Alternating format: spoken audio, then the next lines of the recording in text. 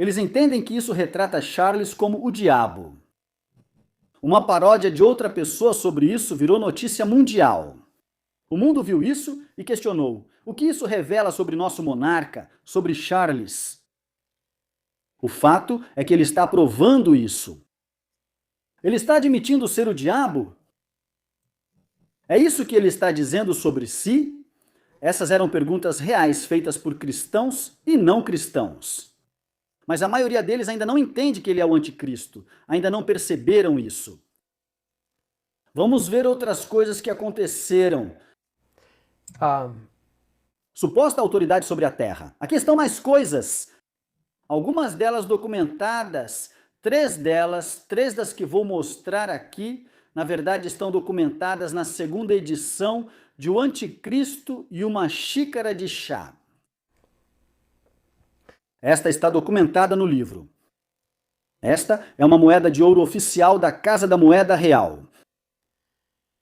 Mostrando Charles ao lado, ou montando o dragão de Gales e recebendo o orbe que representa a terra do diabo.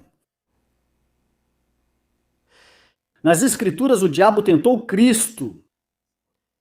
Uma das tentações foi: se você apenas se curvar diante de mim. Isso ocorreu após ele vagar 40 dias e 40 noites pelo deserto sem comer. Se você apenas se curvar diante de mim, sabe, eu lhe darei os reinos do mundo e toda a sua glória, certo? E Cristo não disse a ele: não, você não tem autoridade para fazer isso. Isso pertence a mim. Ele disse, no fim das contas, afaste-se de mim, certo? Ele recusou a tentação. Porque quando Adão, a quem o mundo foi originalmente dado por Deus, se submeteu ao diabo junto com Eva ao pecar, o diabo ganhou autoridade sobre a terra. Bem, agora temos Charles, príncipe do dragão vermelho, o verdadeiro príncipe bíblico das trevas, ou príncipe negro, se preferir. O príncipe de Satanás diz: claro, aceito este mundo, obrigado. Para o diabo, é isso que isto realmente retrata. Esta é uma moeda oficial da Casa da Moeda Real. É do mesmo ano, esta é a versão chinesa daquele mesmo dragão vermelho. Charles também está do outro lado da moeda. Assim como você vê Charles de um lado deste aqui. Charles também está do outro lado desta outra moeda, da Casa da Moeda Real.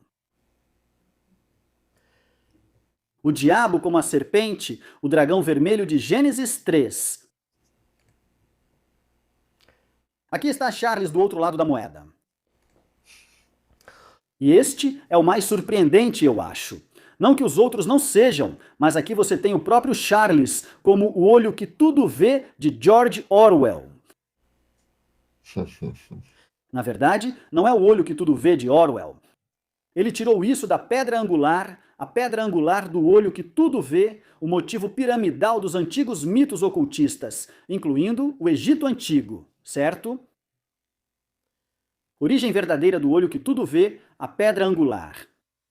Bem, aqui está algo, Sean Atwood, que eu acho que ninguém mais percebeu, e eu nunca mencionei isso em uma entrevista antes, então vou mencionar para o seu público aqui pela primeira vez. Na Semana da História, esse olho que tudo vê representa os 7 milênios e os 7 dias da Semana Histórica. Desde a queda de Adão e Eva até o fim dessa semana, que é o grande trono branco, o julgamento e os novos céus e nova terra após o reinado de 1000 anos de Cristo. Agora estamos perto do final do ano 6000. Estamos perto do fim do 6º dia desta semana. O 7º dia será o reinado de 1000 anos de Cristo. Na Semana da História, como o pequeno chifre com olhos de homem é retratado de maneira abrangente. Ele é a pedra angular com o olho que tudo vê, o chifre com o olho que tudo vê. Essa é a versão histórica do pequeno chifre com olhos de homem, se assim preferir. Então isso é outra representação disso, e está associado a Orwell e 1984 e a nova novilíngua, onde as coisas significam o oposto do que é, você sabe, literalmente declarado, onde as palavras são redefinidas para significar seus opostos em muitos casos, certo? Então, Lá está de novo! Então Charles deve ser o olho que tudo vê, aquele pequeno chifre com olhos de homem e o grande irmão. Certo? Quero dizer, está bem na sua cara. Aliás, essa também é uma moeda da Casa da Moeda real. E aqui está outra. Charles, esta é outra versão. Esta é a versão de 2025 do ano da cobra ou da serpente para Charles. Novamente, ele do outro lado da moeda. Então eles continuam fazendo isso. Então, quem ele está adorando realmente? E você sabe, novamente, qual versão da linhagem merovingia ele está abraçando? A que afirma descender de Jesus ou de uma serpente que violentou Maria ou Marta? Sabe, um dragão vermelho? Então agora havia desculpe. Na verdade, há mais algumas coisas que são muito significativas aqui.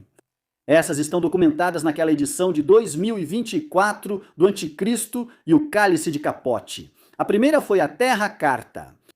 Essa é uma iniciativa de Charles, parte do seu movimento verde, se você quiser chamar assim, e incorporada ao Fórum Econômico Mundial, que, aliás, ele lidera. Ele também já lidera as Nações Unidas, e eu vou voltar a esse assunto. Terra Carta é uma iniciativa dele, e ele está proclamando autoridade sobre a Terra através da Terra Carta, ambientalmente, nesse caso. Mas então veio, você sabe, para não ficar para trás, então veio o Master Carta, onde ele proclama autoridade sobre o sistema solar e depois sobre o universo. Agora, o que o diabo quer fazer? O diabo quer colocar seu trono acima das estrelas de Deus. De acordo com o Antigo Testamento, o rei de Tiro, que era um tipo do diabo, nesse caso, em Ezequiel e Isaías. Nesse caso, Ezequiel. Acho que é o capítulo 28, temos que conferir. A passagem que tenho em mente está em Isaías ou Ezequiel, mas fala sobre o diabo querer colocar seu próprio trono acima das estrelas de Deus. E então, o que temos? O diabo reivindicando a autoridade sobre as estrelas de Deus? E de quem é a iniciativa? Charles. Tudo bem. Então, continuando. Já pensou, Sean? Por que Charles entregaria Hong Kong à China? Por que seria assim? Quem está realmente comandando a China? Você já se perguntou como a China conseguiu seu governo comunista? Não li a história de como isso aconteceu, mas isso não é verdade? Bem, isso veio parcialmente da CIA. Sim. Mas quem está acima da CIA? Bem, ela sempre esteve integrada à inteligência britânica desde que existe, sob a coroa. A elite anglo-americana. Aham, certo. E quem está traficando drogas pela China? O establishment anglo-americano, especialmente a parte anglo, sabe desde o início o comércio de drogas. Voltando às leis do ópio, sim. Exatamente, isso mesmo. E então, quem entregaria Hong Kong? Você pode pensar que seria o primeiro-ministro britânico, pois ele é o chefe do Reino Unido, certo? Ele não seria o responsável por essa cidade chamada Hong Kong? Bem, aparentemente não. Aparentemente, foi o Charles, assim como foi o Charles quem, você sabe, abriu o Acordo de Paris ou as negociações da COP, em 2015, você sabe, fez o primeiro discurso. Aliás, desde então ele abriu mais eventos e fez mais discursos.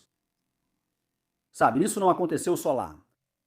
Charles estava no centro de tudo novamente e foi ele quem fez isso. Vamos falar sobre a origem das Nações Unidas, que remonta à Liga das Nações, certo?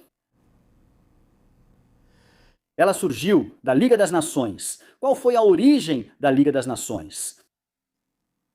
Como você explicaria a criação da Liga das Nações? O mundo estava... Primeira Guerra Mundial, certo? A Alemanha surgiu nessa guerra. Então, a Liga das Nações, o mundo se reuniu e disse: bem, não podemos ter mais guerras mundiais. Isso realmente não foi nada divertido. Vamos fazer algo a respeito. Vamos criar a Liga das Nações. Bem, é isso que o público pensaria. Na verdade, a Liga das Nações surgiu principalmente do Instituto Real de Assuntos Internacionais, também chamado Chatham House, em Londres. Quem lidera o Instituto Real de Assuntos Internacionais hoje? Charles. Isso mesmo. Quem lidera desde 1969? Era a rainha antes do Charles? Nossa tendência é dizer que era a rainha, certo? Não, foi o Charles. Ele recebeu o elmo soberano em seu brasão heráldico desde o início, mesmo com a rainha como soberana. Ele recebeu o mesmo elmo que ela. Então, as Nações Unidas vieram do Instituto Real de Assuntos Internacionais, que surgiu, ou melhor, da Liga das Nações, que veio do Instituto Real de Assuntos Internacionais em Londres. Deixe-me perguntar, a ONU surgiu após a Segunda Guerra Mundial e foi fundada na Alemanha, certo? E se certo membro da realeza tivesse conseguido o que queria, o Reino Unido teria se aliado a Hitler na Segunda Guerra Mundial em vez dos Estados Unidos, certo? Sim. Até o príncipe Felipe, pai de Charles, foi educado na Alemanha nazista antes de sair desse sistema educacional, certo? Mas você sabe, o educador dele e a abordagem à educação de Gordon Stone vieram da Alemanha nazista. Charles foi educado pelo mesmo educador no mesmo sistema, chamado de ideal platônico. É assim que eles chamam.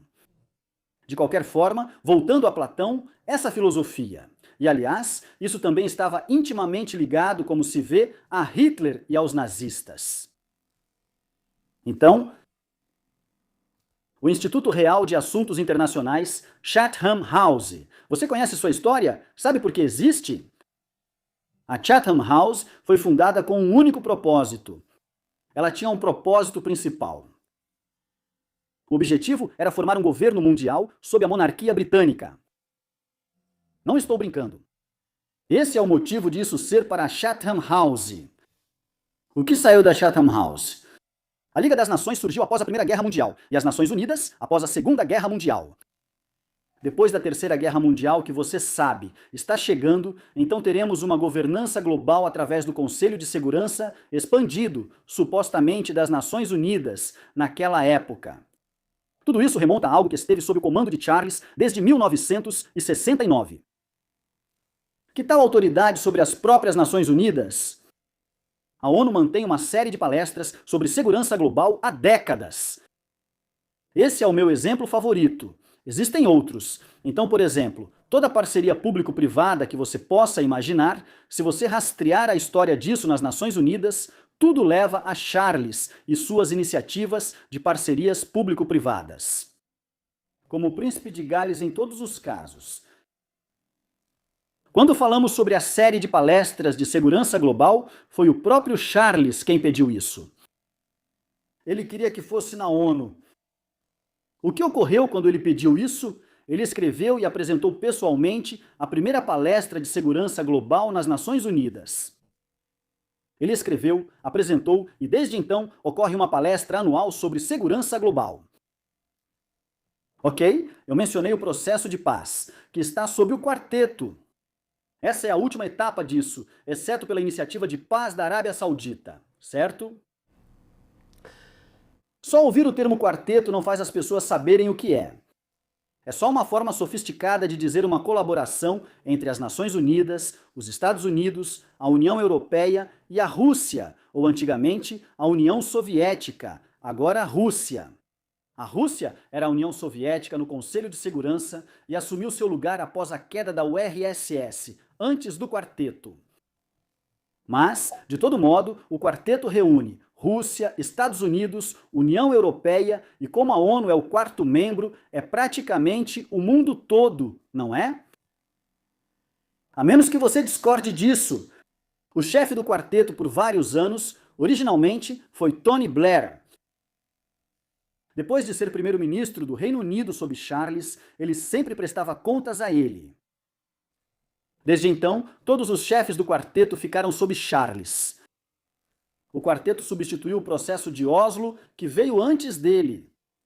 O processo de Oslo substituiu o Acordo de Londres de 1987. Tudo isso está documentado em detalhes nos meus livros. O Acordo de Londres aconteceu como resultado do Ato de Charles, pedindo a um Lord Victor Mishcon, que era seu advogado, assim como advogado de Diana. Aliás, para organizar encontros entre o rei Hussein da Jordânia e, na época, Shimon Peres de Israel.